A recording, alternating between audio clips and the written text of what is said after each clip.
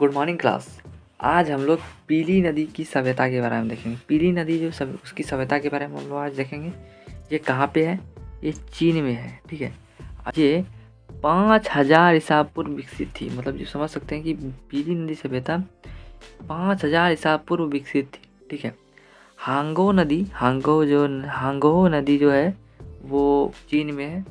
इसके तट पर इसका विस्तार था। मतलब जो इसका विस्तार था ना पीली नदी सभ्यता का, वो हांगो नदी के तट पर था। और पहले जितने भी सभ्यता हुए वो नदी के किनारे ही हुए हैं। ठीक है, और यह सभ्यता अपने उपजाऊ भूमि के लिए प्रसिद्ध है। मतलब ये जो सभ्यता है ना वो उपजाऊ भूमि के लिए प्रसिद्ध है। पीली नदी सभ्यता ये हांगो नदी, और जो सागर में गिराती है वो पीला रंग का है। ठीक है, पूरा पानी इसका हांगो नदी का पीला है।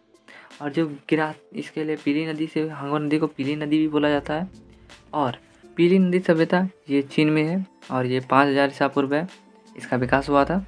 और हांगो नदी के तट पे इसका विस्तार हुआ और ये उपजाऊ भूमि है। ठीक है, ये पीली नदी सभ्यता है वो उपजाऊ भूमि है और ये बहुत प्रसिद्ध थी उस समय जो थी, ये प्रसिद्ध थी, अभी भी प्रसिद्ध है। और ये हांगो नदी इसका कोई निश्चित कटाव नहीं है। एक मतलब कि जिधर मन तिधर से चली जाती है।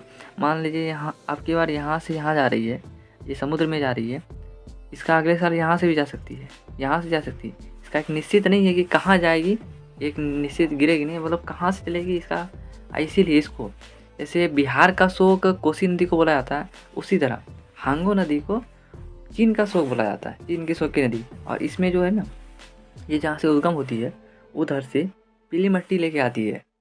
और उसमें इस कारण उसका जो पीली मिट्टी लाने के कारण इसका पानी पीला हो जाता है, इसलिए पीली नदी इसको बोला जाता है।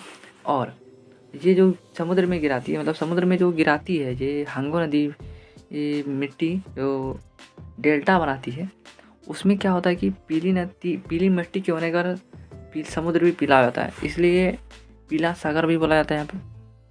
ठीक है, चीन के सागर पीला सागर भी बोला जाता है। तो ये हम लोगों ने आज पीली नदी की सभ्यता के बारे में हम लोगों ने आज देखा। ठीक है, तो इसके बाद हम लोग नेक्स्ट टॉपिक मिलेंगे। Thanks for watching. जय हिंद।